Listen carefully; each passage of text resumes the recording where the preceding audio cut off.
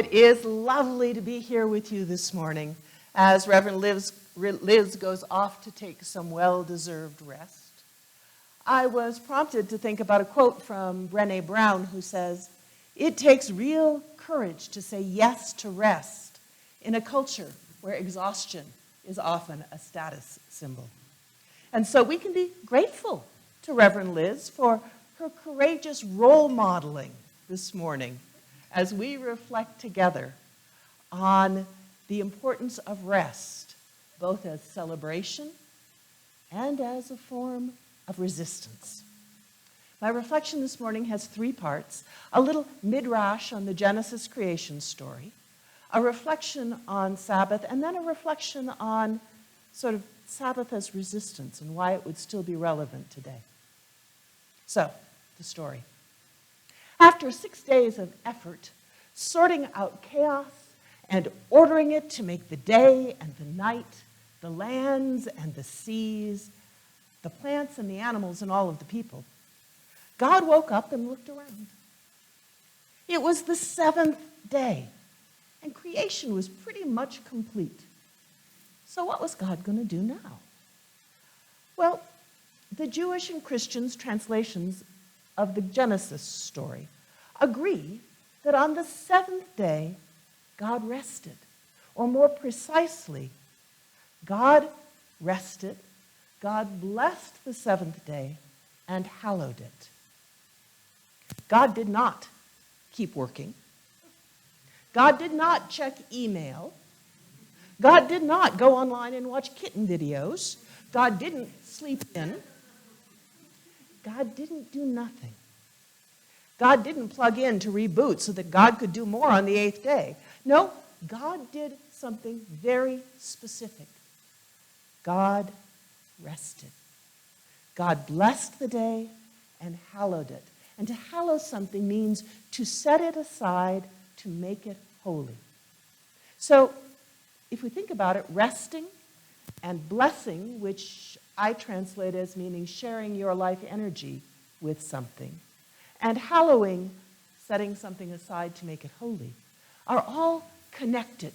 They're all woven together. They're all part of the same thing. At the end of the sixth day, God looked at the work of the last 6 days and asked God's self, "Is it good?" And God decided that it was good. And that the world was a keeper. And that God was pleased with it. So pleased, in fact, that God needed to share God's delight in this world that God had made.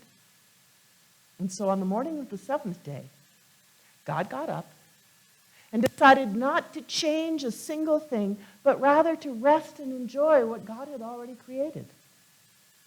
So God set that aside as something special and invested all kinds of God's energy in that day, God's life-giving energy. And in my imagination, that translates to God wanting to throw a party. Yeah, God wanted to throw a party on the seventh day. And God invited all creations to stop whatever they were doing and join in God's celebration.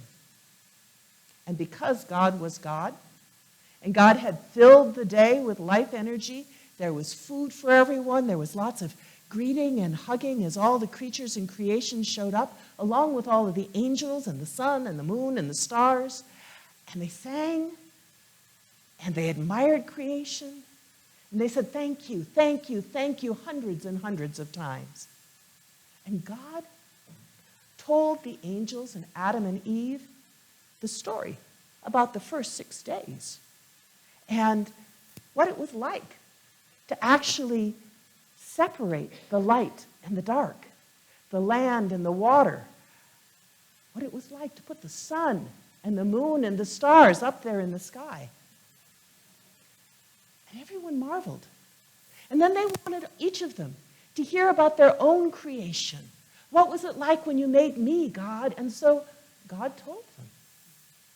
And after that, the creatures all told each other about what it had been like and what they'd been doing in the days since God had made them.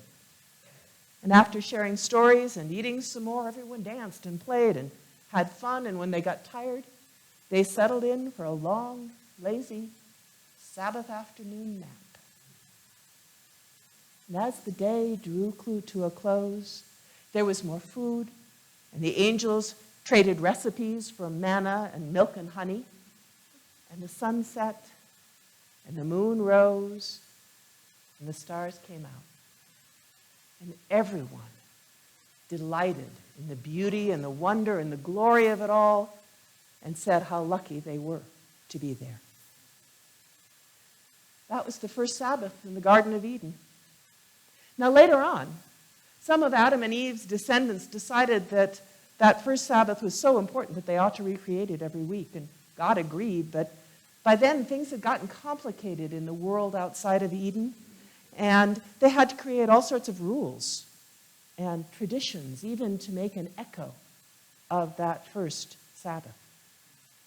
But even that echo has inspired people for generations. That first Sabbath, though, it was perfect. A moment set aside after all the work was done, when the Creator and everything in creation came together to enjoy being alive in the world. Friends, how often do you take a Sabbath? How often do you rest according to this Genesis recipe? How often do you set aside time, a day, an hour, and fill it with your life energy in such a way that you can experience and savor all the things you've been working for? Your home, your family, your friends, your community, good food, beautiful music, dance, art, natural world, all those things that make your life worth living.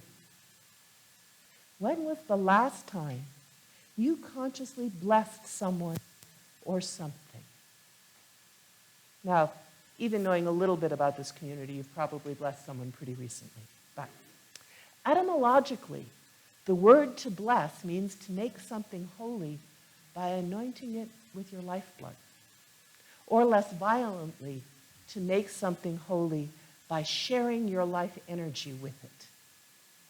Think of giving someone or something your full attention, your presence, your expertise, your compassion. What and who do you bless in your life? And how often are you intentional in the blessing? And when was the last time you set something aside and hallowed it? Made it special, made it sacred. We often set things aside to make them special. Birthdays and holidays, certainly. And even the weekend is hallowed in a sort of way, set aside for something other than whatever your day-to-day projects and occupations are. So what is it that you hallow? And more importantly, who rests with you in these times and spaces that you have chosen to be holy? Who's there to dance and nap and eat and dream and enjoy this moment with you? You know, instead of asking you how often you rest, I could just ask you, how often do you really live? Rather than rushing around and ticking the things off of your list and organizing and ordering things and making them and maintaining them, or alternatively distracting yourself from all those things that you haven't quite gotten done. How often do you pause long enough with the people you love? How often do you pause long enough to know that you and they and the moment are not merely enough, they are more than enough. They are very, very good. Now, Walter Brueggemann Would you hand me the 2 books over there? I always like to hold up the books that I'm drawing on when I'm speaking for something. So Walter Brueggemann is a Christian theologian. He has a book titled Sabbath as Resistance, Saying No to the Culture of Now. That's one of the books that informs my thought here. The other one is by Tricia Hershey, the founder of the NAP Ministry. Her book is called The NAP Ministry. Google her. She's called the Bishop of Naps. It's called Rest is Resistance, a Manifesto. So when we're thinking about rest as resistance, Brueggemann has this to say. It is for good reason that Enlightenment-based autonomous Christians may find the Sabbath commandment the most urgent and difficult of all of those 10 commandments at Sinai. We are, liberals and conservatives, much inured to the Pharaoh's system, and for that reason, departure into restfulness is both urgent and difficult, for our motors are set to run at the speed of making bricks. To cease, even for a little time, our anxious striving for more bricks is to find ourselves with a light burden and an easy yoke. It is now as then enough to permit dancing and singing into an alternative life. When we're talking about rest and the idea of Sabbath, it's important to remember that biblically, we hear again about Sabbath in the context of Pharaoh's Egypt and the Hebrew people's enslavement. The God that Brueggemann calls the God who rests comes to the fore in the moment when the Hebrew people are being forced to fulfill their quota of bricks without being given straw to make the bricks with. You know, this is making adobe. You've got to have straw to make your adobe. And so they were to go out and glean in the fields after their work hours were over in order to make an increased quota. It was an incredibly unjust system. And somehow, not only did they manage to do it, they managed to set aside the time for the Sabbath in the middle of all that. That was a deeply countercultural gesture in a time and place when everything around them was intent on using every ounce of their intention and energy to create a prophet or to build a monument to the Pharaoh. So it's not only an ancient way of resisting, it's also a way we can resist. When we take time outside of the secular culture, outside of capitalism and white supremacy and patriarchy and the digital metaverse, and reclaim who we are and focus on community and compassion and the things that we've been given to know about the beauty of the world. It's a way of reclaiming our humanness every seventh day. It's kind of interesting, in the Exodus narrative, observation of the Sabbath is the fourth of the commandments that Moses brings down from the mountain. It's after the 3 commandments that tell you who God is and what you owe to God, and before the commandments telling people how to treat their neighbors. And so the idea is that the Sabbath is a gift that flows from the God who rests and then enables us to be good neighbors to one another and the rest of the world. Really importantly, it's not just for the priests. It's not for the generals or the men or the chosen people of Israel. It's meant for all of us. It explicitly includes servants and slaves and widows and orphans and outsiders. It even is explicitly inclusive of animals and the natural world. The Sabbath is for everyone. It's a time set apart from the injustice and equality that permeate the social order the other 6 days of the week.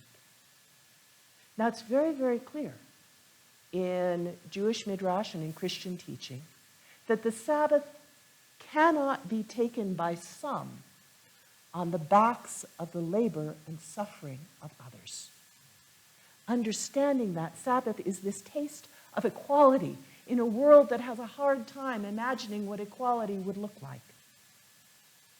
No wonder the African American community has found the idea so powerful from slavery times through civil rights to the present moment.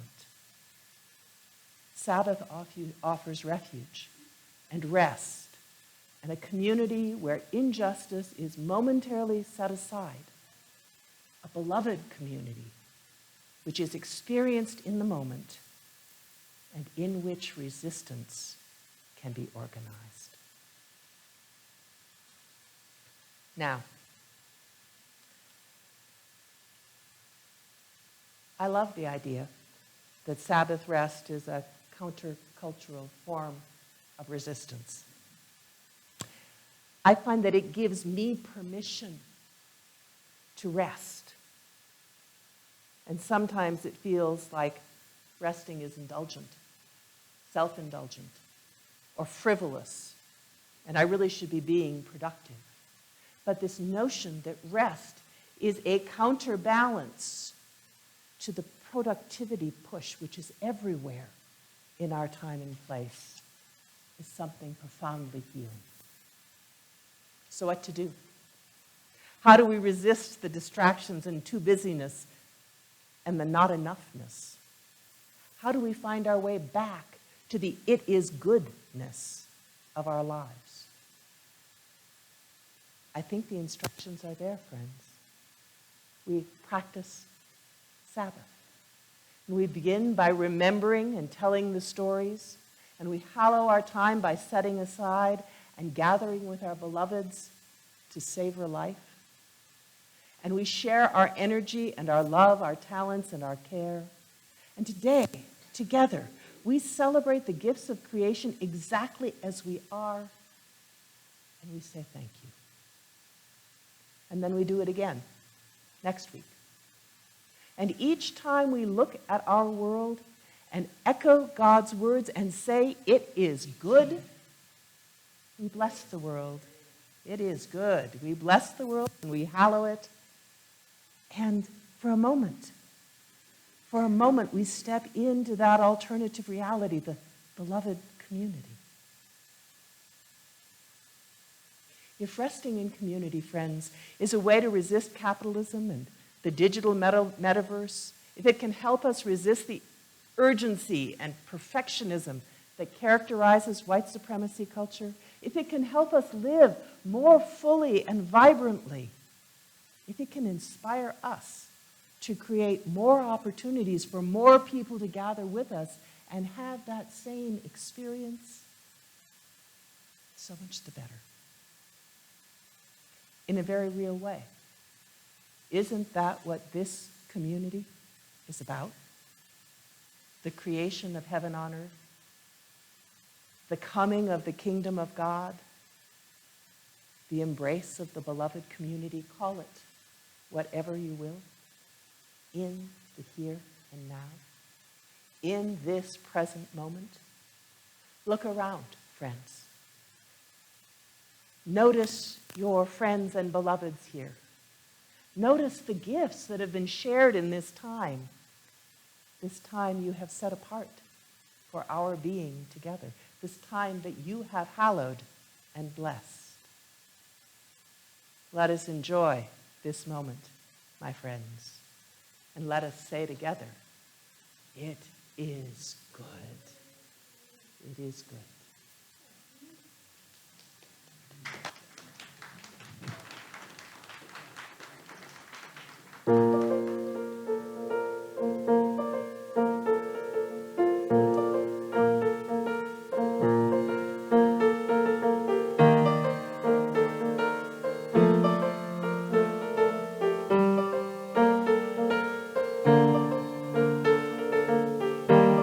When we woke up, the world was figured out.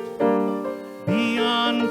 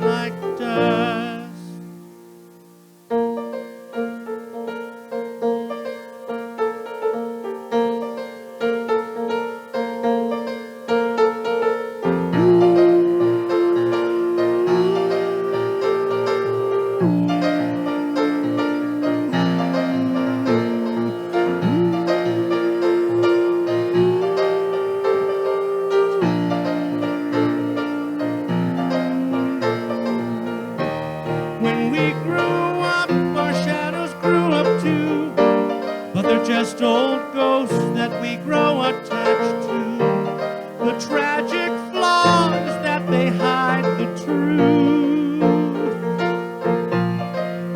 That you're enough, you're enough, you're enough. I promise you're enough, you're enough, you're enough. I promise you're enough, you're enough, you're enough. I promise you. You're enough, you're enough, you're enough. You are enough. These little